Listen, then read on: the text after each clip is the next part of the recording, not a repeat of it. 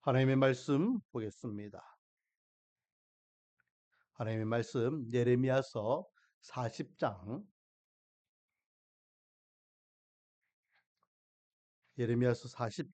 1절에서 16절까지 말씀입니다.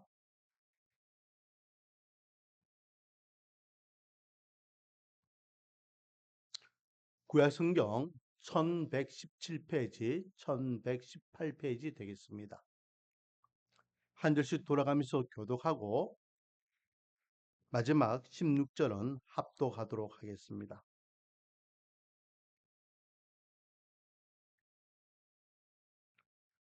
1절부터 대독합니다.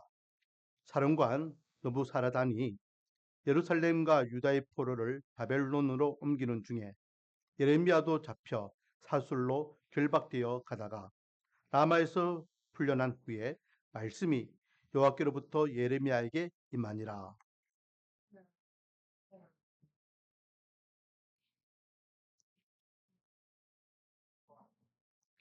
여호와께서 그가 말씀하신 대로 행하셨으니 이는 너희가 여호와께 범죄하고 그의 목소리에 순종하지 아니하였으므로 이제 이루어졌도다. 이 일이 너희에게 임한 것이니라.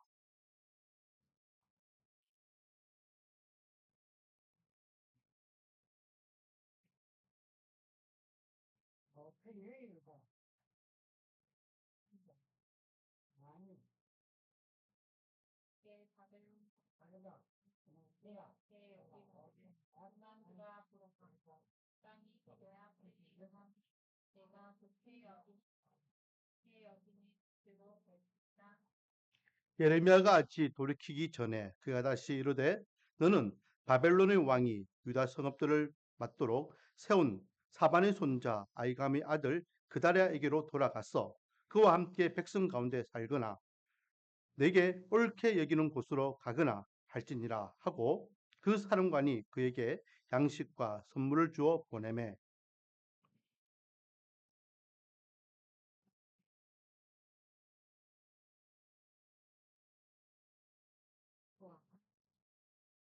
들에 있는 모든 지휘관과 그 부하들이 바벨론의 왕이 아이감의 아들 그다리아에게 그 땅을 맡기고 남녀와 유아와 바벨론으로 잡혀가지 아니한 빈민을 그에게 위임하였다 함을 듣고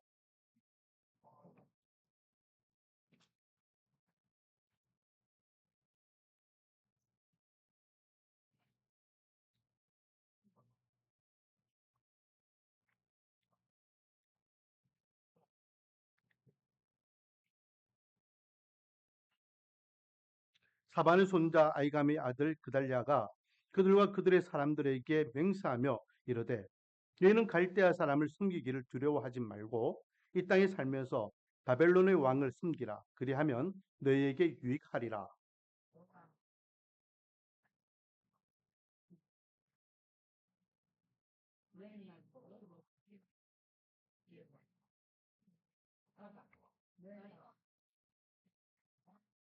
모압과 암몬 자손 중에 에돔과 모든 지방에 있는 유다 사람도 바벨론의 왕이 유다의 사람을 남겨 둔 것과 사반의 손자 아이감의 아들 그달랴를 그들을 위하여 세웠다 함을 듣고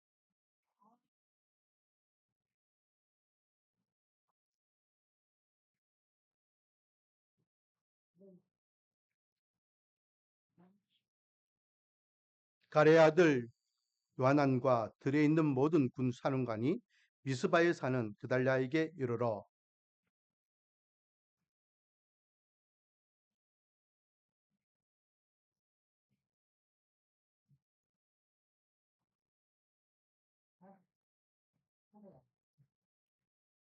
가레의 아들 요한난이 미스바에서 그달랴에게 비밀이 말하여 이르되 청하노니 내가 가서 사람이 모르게 느달랴의 아들 이스마엘을 죽이게 하라. 어찌하여 그가 내 생명을 빼앗게 하여 내게 모인 모든 유다 사람을 흩어지게 하며 유다의 남은 자로 멸망을 당하게 하랴 하니라. 그러나 아이감의 아들 그달랴가 가레아의 아들 요한난에게 이르되 내가 이 일을 행하지 말 것이니라. 내가 이스마엘에 대하여 한 말은 진정이 아니니라 하니라. 아멘. 할렐루야. 오늘도 하나님께 나온 찬양과 분배와 예배로서 영광 돌리는 저와 여러분에게 하나님의 한량없는 은혜와 축복이 가득하기를 주님의 이름으로 축원드립니다. 사랑하는 손님 여러분, 여행을 좋아하십니까? 저도 여행을 좋아합니다. 그러나 예치 못해서 여행을 많이 가지는 못해요. 그래서 요즘 TV 보니까 저 대신 여행을 가주는 사람들이 많더라고요.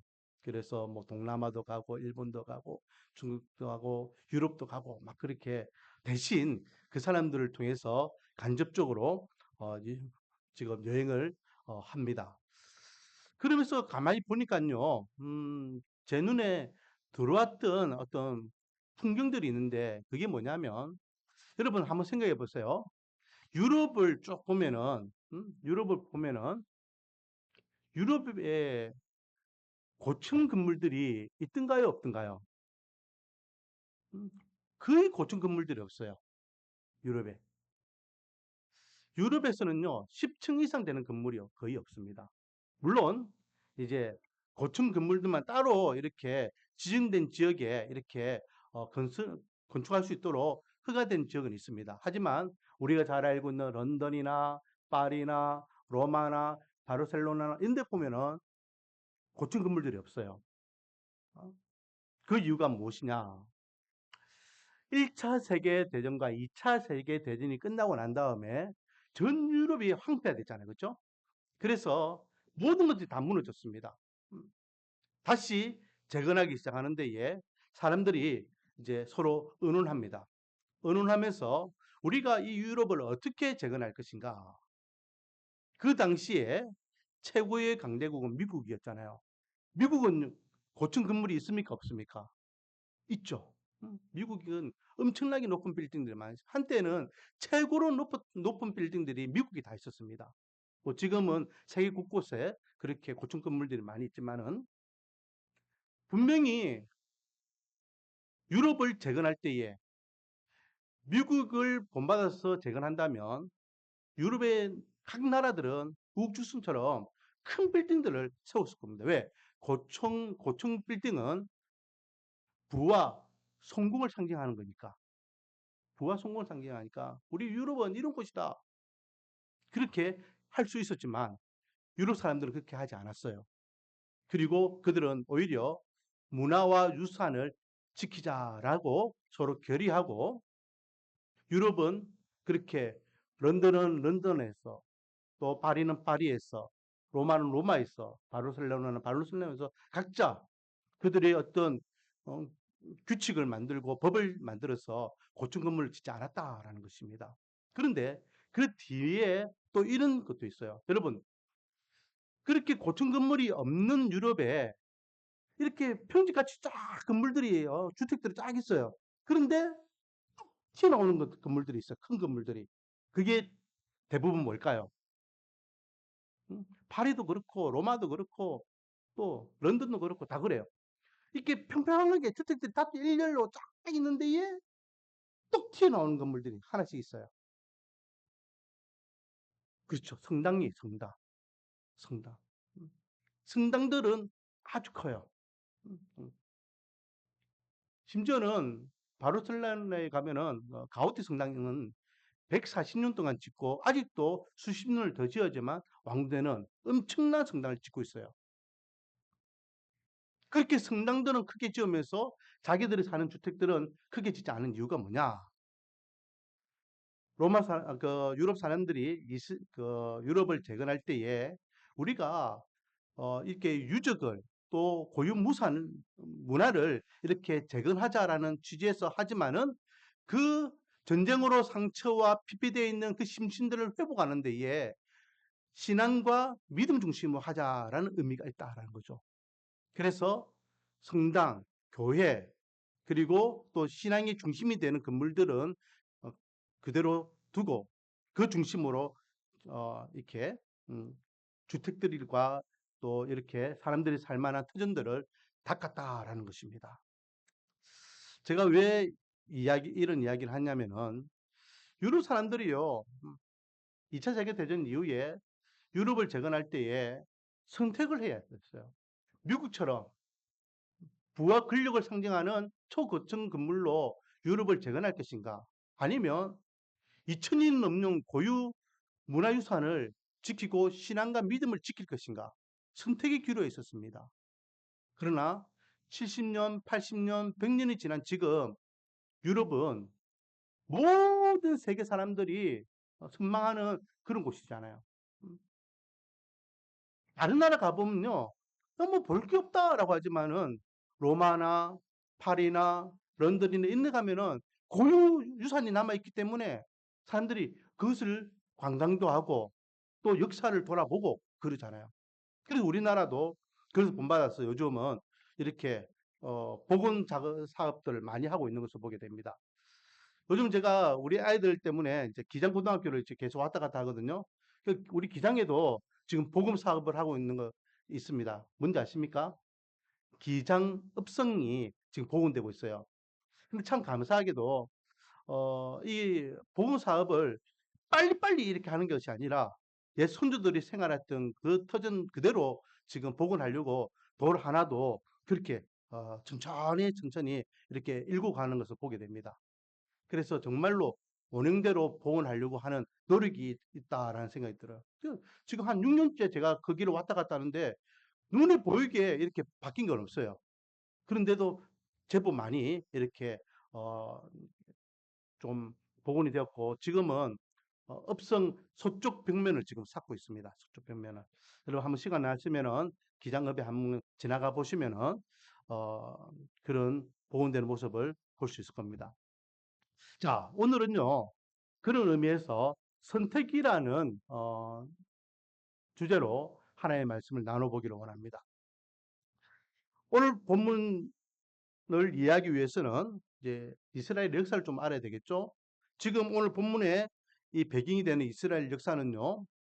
북이스라엘은 722년에 압술에 의해서 망합니다.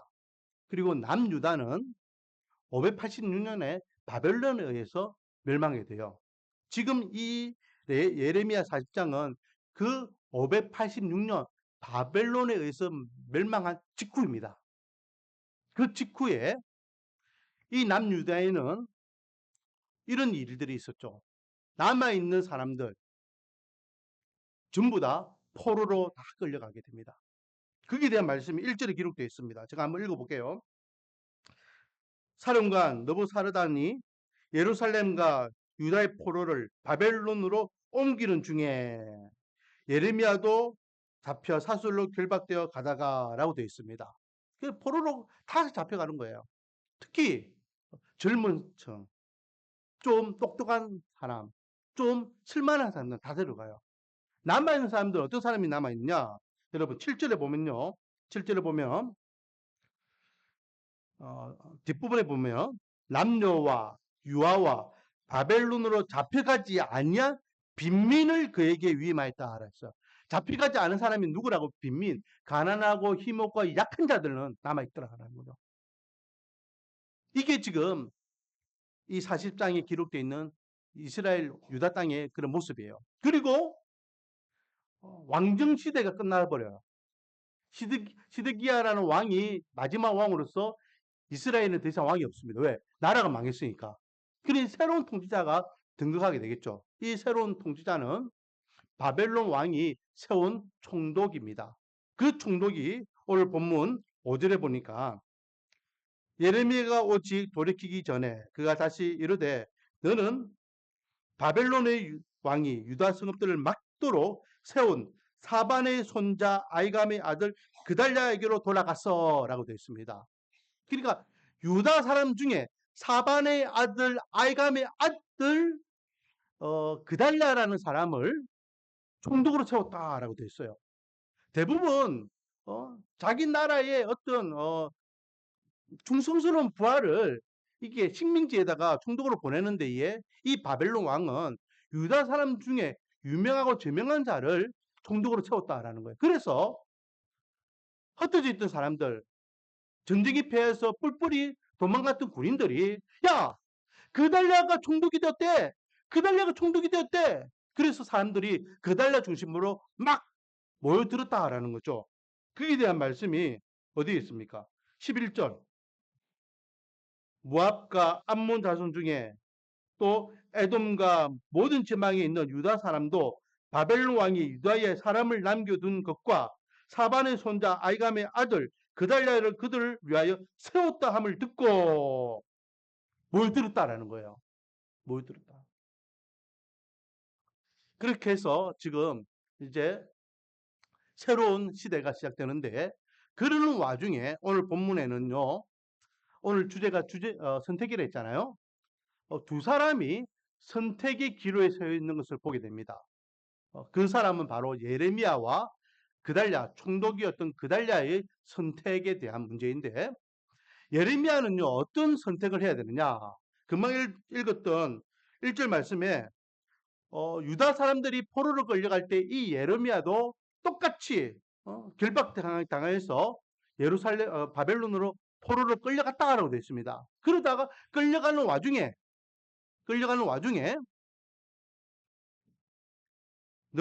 너부사라단이라는 사령관이 갑자기 이 예레미야를 풀어줘요. 풀어주면서 이야기합니다. 내가 당신을 풀어줄 테니까 당신은 선택해라. 나와 함께 바벨론으로 가든지 아니면 이 망한 나라 유다에 남든지 당신이 좋은 대로 선택하라 라고 합니다. 자, 4절 말씀 같이 한번 읽어보겠습니다. 시작. 보라, 내가 오늘 내 손에 사슬을 풀어 너를 풀어주노니 만일 내가 나와 함께 바벨론으로 가는 것을 좋게 여기거든 가자. 내가 너를 선대하리라. 만일 나와 함께 바벨론으로 가는 것을 좋지 않게 여기거든 그만두라. 보라, 온 땅이 내 앞에 있나니 내가 좋게 여기는 대로 옳게 여기는 곳으로 갈지니라 하니라. 아멘. 여기에요. 이런 단어가 있습니다. 이 사령관이 예레미야에게 나를 따라오려거든 따라가고 그 남으려고 하면 남으라. 네 좋은 대로 선택해라 라고 하면서 자기를 따라오려거든이라고 하면서 이런 이야기를 하죠. 내가 너를 선대하리라. 대부분 유다 사람들이 바벨론으로 끌려가는 것은요. 우리가 잘 알고 있는 뭐 다니엘의 세 친구, 뭐 느헤미야 이런 사람들도 다 마찬가지입니다. 다 그들의 신분이 무엇으로 끌려갑니까? 포로로 끌려갑니다. 포로로. 말이 좋아서 포로지 그들은요. 그냥 노예와 종과 똑같은 거예요. 앞으로 자기들이 바벨론에 끌려가면 어떤 인생이 열릴지 몰라요. 다니엘이나 느헤미야는 그래도 잘 풀린 케이스이기 때문에 총리도 되고 인준도 받고 또 부한 명예를 얻었지만 그 외에 대다수의 유다 사람들은 포로 생활을 합니다. 우리나라 생각하면 알잖아요. 우리나라 일제강점기 때에 일본에 끌려간 사람들이 부한 명예를 가지고 떵떵거리고 사는 사람들 어디 있었습니까? 전부 다 가난하게 핍박과 고역으로 살았지 않습니까? 그런데 지금 이 사령관이 예레미야에게 너 나와 함께 바벨론으로 가자라고 이야기합니다. 그러면서 뭐 하겠다? 내가 너를 선대하리라. 선대한다는 것은요. 내가 너를 주목한다는 뜻이에요. 주목한다. 주목한다는 것은 내가 너를 바라볼게 라는 뜻이 아니라 주목한다는 것은 뭘 의미합니까? 내가 너 책임지켜 줄게. 내가 너를 보호해 줄게. 내가 너에게 호의를 베풀어 줄게 라는 것입니다. 안심해. 너가 나와 함께 바벨론으로 가면 포로가 아니야. 내가 너를 선대하게 책임져 줄게. 너의 앞날은 내가 책임져 줄게. 이 약속을 하고 있는 거예요. 하지만 망한 나라 유다에 남아 있으면요. 미래가 불투명해요. 자, 예레미야는 지금 선택권이 있습니다. 바벨론으로 가서 좀 안정된 삶을 살 것인가? 망한 나라, 희망이 없는 이 나라에 남아있을 것인가? 그 전에 예레미야는요, 그렇다고 해서 잘 산 것도 아니에요. 왕과 백성들로부터 엄청나게 고역을 당했습니다. 나라가 망하기 직전까지 이 예레미야는 어디 있었을까요? 감옥에 갇혀 있었어, 감옥에. 왜? 나라가 망한다고 하나님 말씀을 막 예언하다가 재수없는 소리 한다고 왕으로부터 백성들부터 내침을 당했기 때문에 그런 느부갓네살이 쳐들어와 가지고 감옥에 갇혀 있던 예레미야 풀어준 겁니다. 자, 여러분 예레미야는 무엇을 선택했을까요? 6절 말씀 같이 한번 읽어보겠습니다. 시작. 예레미야가 미스바로 가서 아이감의 아들 그달랴에게로 나아갔어. 그 땅에 남아있는 백성 가운데서 그와 함께 사니라. 평안이 보장되어 있는 바벨론으로 가지 않고 그는 하나님의 약속의 땅, 하나님의 기업의 땅, 그 유다에 계속 남아있기로 결심하는 것을 보게 되죠. 자, 그리고 또 한 사람이 있죠. 그달랴입니다. 그달랴는 총독이라 했습니다. 자, 유다 사람이요, 총독이 되었다라고 하면 이 사람은 친바벨론주의자일 수밖에 없어요. 왜? 자기를 믿고 자기에게 임무를 맡겼으니 그 임무를 맡긴 왕한테 충성하는 것은 당연하겠죠. 그래서 9절 말씀. 사반의 손자 아이감의 아들 그달랴가 그들과 그들의 사람들에게 맹세하여 이르되, 그러니까 자기 사람들에게 자기가 맹세해서 이야기하는 말입니다. 너희는 갈대아 사람을 섬기기를 두려워하지 말고 이 땅에 살면서 바벨론 왕을 섬기라. 그리하면 너희에게 유익하리라. 친바벨론 정책을 펼치겠다는 겁니다. 나는 친바벨론 정책을 이제 행할 것이니까 당신들도 나와 함께 바벨론 왕이 원하는 대로 우리가 삽시다. 그러면 우리 삶은 보장되어 있습니다. 우리에게 유익할 것입니다. 라고 이야기해요. 이게 그달랴가 가지고 있던 어떤 가치관이고 철학입니다. 그러면 유다 사람의 입장에서는 그달랴가 좋게 보일까요? 안 좋게 보일까요? 우리 식으로 이야기하면 저 척일놈 이런 마음이 들겠죠. 유다 사람들도 그런 사람들이 있었다는 거예요. 그래서 유다 사람들 가운데에 저 일대 총독인 그달랴를 죽여야 되겠다.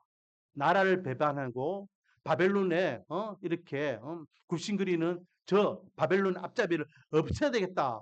마음먹은 이들이 있었겠죠. 자, 8절 말씀 보면은 그달랴를 중심으로 사람들이 모여들었다 했습니다. 모여들었다라고 했는데 그 중에 첫 번째 이름이 있어요. 8절.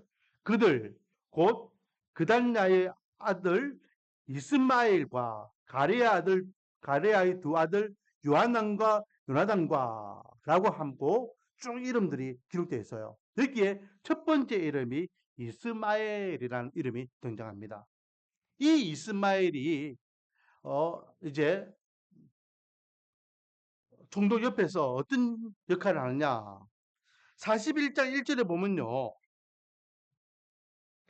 일곱째 달에 왕의 종친 엘리사마의 손자요 느단야의 아들로서 왕의 장관이 이스마엘이라고 되어 있어요. 그러니까 이 이스마엘은요. 이 당시에 장관직을 수행했다라는 걸 알 수 있습니다. 장관직. 그렇기 때문에 그달랴 측근으로서 옆에서 함께 할 수 있는 역할을 할 수 있다라는 거죠. 그런데 그는요. 그달랴에게 접근했던 이유가 나라를 재건하기 위해서 그달랴 총독을 다 섬겨서 바벨론 왕이 원하는 대로 나라를 이끌기 위한 게 아니었어요. 그의 본심은 이 총독을 죽이고자 하는 마음이 있었죠. 이 사실을 누가 알았느냐? 바로 금방 읽었던 8절에 이스마엘 다음으로 나오는 이름이 있죠. 가레아의 두 아들 요한난과 요나단이 있습니다. 이렇게 이름이 순서가 있다는 것은요. 그만큼 영향력이 있는 유력한 자들을 순서고 있거든요. 이 요한난이 총독에게 나가서 이야기합니다. 뭐라고 이야기하느냐? 14절. 그에게 이르되, 그러니까 이 요한난이라는 사람이 총독에게 말하는 것입니다. 암몬 자손의 왕 바알리스가 내 생명을 빼앗으려 하려 느단야의 아들 이스마엘을 보낸 줄 너가 아느냐 하되 아이감의 아들 그달랴가 믿지 아니한지라. 무슨 말입니까? 총독, 암몬 왕이 당신을 죽이려고 이스마엘을 암살자로 보낸 거 당신이 압니까? 이 말이에요. 그러니 이 총독이 무슨 쓸데없는 소리 하느냐? 네가 우리 사이를 이간질하려고 해? 안 들어요. 한 번 더 이야기합니다. 한 번 더. 15절. 15절 한번 같이 읽어볼까요? 시작. 가레 아들 요한난이 미스바에게 그달랴에게 비밀이 말하여 이르되 청하노니 내가 가서 사람이 모르게 느다냐의 아들 이스마엘을 죽이게 하라. 어찌하여 그가 내 생명을 빼앗게 하여 내게 모인 모든 유다 사람을 흩어지게 하며 유다의 남은 자로 멸망을 당하게 하랴 하니라. 총독, 왜 내 말을 믿지 않습니까? 그렇다면 내가 조용히 가서 저 이스마엘 없앨게요. 아무도 모르게 이스마엘을 처리하겠습니다. 라고 이야기해요. 왜? 사람들이요, 이 총독 중심으로 모였잖아요.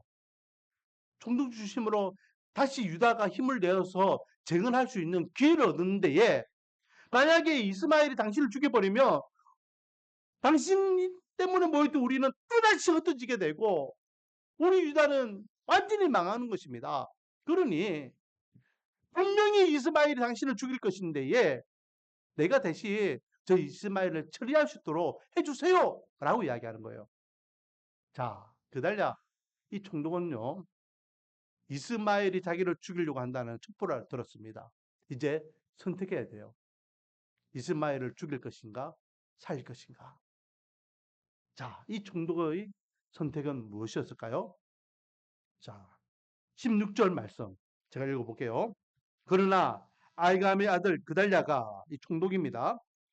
가레의 아들 요한난에게 이르되 너가 이 일을 행하지 말라. 이 일을 행하지 말라는 것은 이스마엘을 죽이지 말라는 겁니다.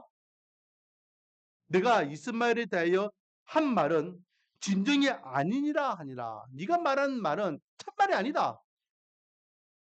라고 하면서 이 요한나를 물리게 합니다. 자, 예레미야도 바벨론으로 가야 될지 유다에 남을 것인지 선택해야 됐고 그달랴 총독도 이스마엘을 죽여야 될지 살려야 될지 선택을 하게 됩니다. 이 선택에 대한 문제, 이 선택하는 이 문제를 가지고 오늘날 우리에게 주시는 교훈은 무엇일까요? 바로 선택에는 결과에 대한 책임이 있다라는 것입니다. 결과에 대한 책임. 자, 그러면 먼저 예레미야가 선택한 것은 유다 사람들과 함께 남는 것이었어요. 어떻게 됐을까요?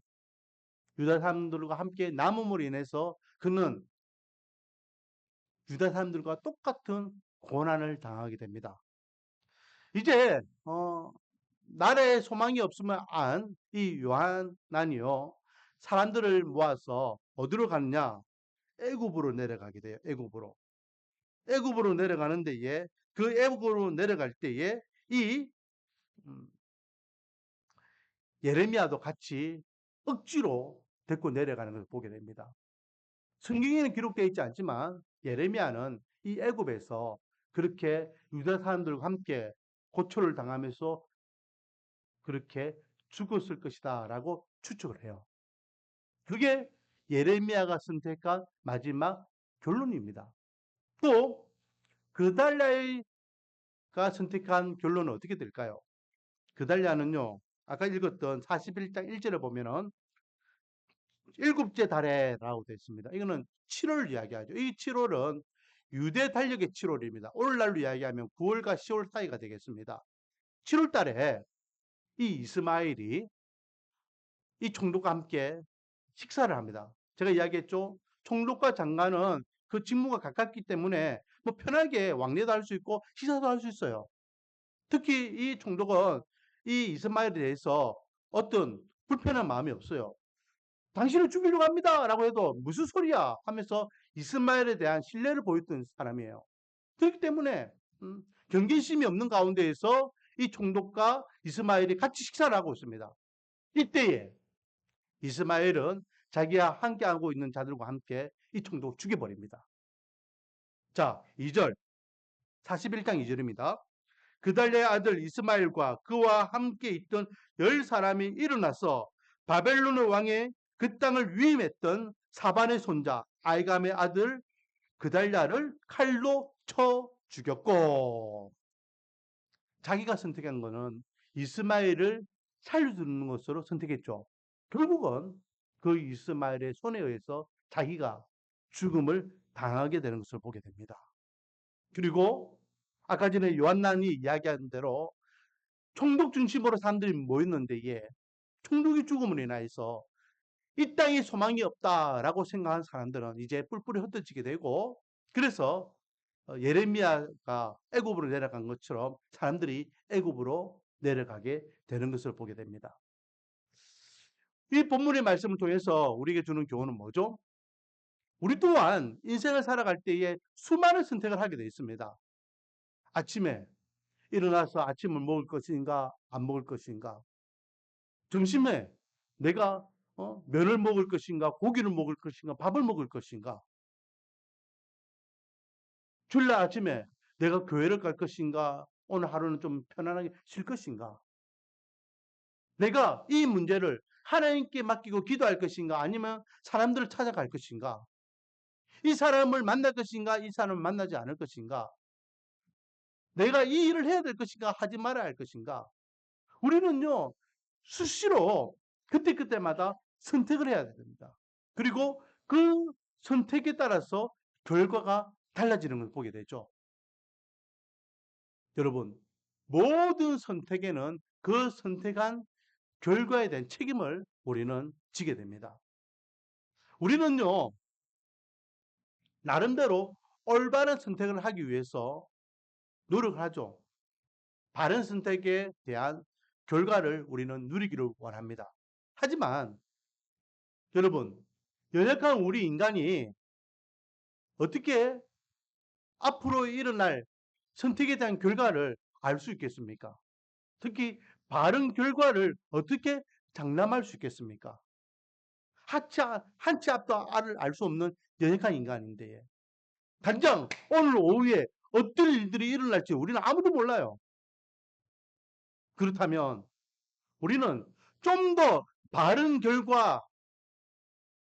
결과를 얻기 위해서는 바른 선택을 해야 되는데, 그러기 위해서 우리는 우리가 할 수 있는 최상의 방법이 무엇인가? 바로 하나님께 선택권을 맡기는 것입니다. 내가 내 임의대로, 내 주권대로 이 선택권을 발동시킬 것이 아니라, 이것을 할 것인가 하지 않을 것인가, 이 길로 갈 것인가 가지 않을 것인가, 이 사람을 만날 것인가 만나지 않을 것인가, 그 선택을 하나님께 물어보는 것입니다. 왜요? 나는 그 선택에 대한 결과를 알 수 없지만 하나님은 역사를 주장하는 분이시고 내 인생을 관장하시는 분이시기 때문에, 하나님 어떻게 해야 되겠습니까? 라고 하나님 앞에 묻는 것입니다. 그리고 하나님께서 내가 가야 할 길과 해야 할 일을 알려주시는 대로 우리는 순복하며 나갈 때에 좀 더 온전하고 완벽한 선택의 결과를 우리는 얻게 될 줄 믿습니다. 믿음의 선배들은요 그렇게 인생을 살았습니다. 저와 여러분도 그런 인생을 살기를 원합니다.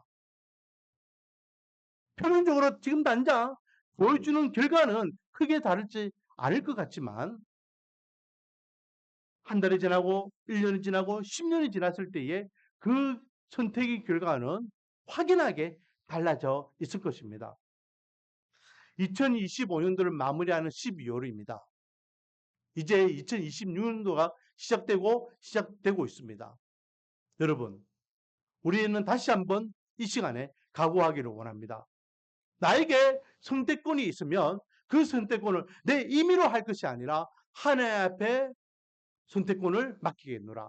그래서 하나님께서 원하시고 하나님께 기뻐하시고 하나님께 만족하시는 선택을 통하여 좀 더 온전하고 완벽한 결과를 얻는 축복의 삶을 누리겠노라. 내가 너를 형통하게 하리라. 내 길을 평탄하게 하리라 라고 약속하신 하나님께서 저와 여러분의 삶을 형통하게, 저와 여러분의 인생을 평탄하게 이끌어 주실 줄 믿습니다. 그래서 하나님께서 어떻게 우리 인생을 주장하고 온전히 이끌어 주시는지 그 끝이 하나님의 은혜에 감사하고 찬양하고 영광을 드높일 수 있는 저와 여러분이 되기를 소망합니다. 오늘은 선택에 대한 문제를 생각해 봤습니다. 바른 선택을 통하여 바른 결과를 얻고 그 바른 결과를 통하여 하나님의 주권을 고백하며 감사할 수 있는 저와 여러분이 되기를 주님의 이름으로 축원드립니다. 기도하겠습니다. 아버지 하나님, 예레미야와 그달랴가 선택의 기로에 있을 때에 그들의 선택을 한 결과를 우리는 보았습니다. 우리 인생에도 늘 선택해야 될 상들이 있습니다. 임의대로 내 생각과 내 계획과 내 형편에 따라서 선택할 것이 아니라 하나님의 주권을 선포하며 하나님께서 그 선택을 이끌기를 원합니다. 그래서 우리 말씀과 은혜교회 성도들은 좀 더 나은 결과를 얻을 수 있도록 하나님의 은혜를 경험할 수 있도록 은혜 복을 다하여 주시옵소서. 예수님의 이름으로 기도드립니다.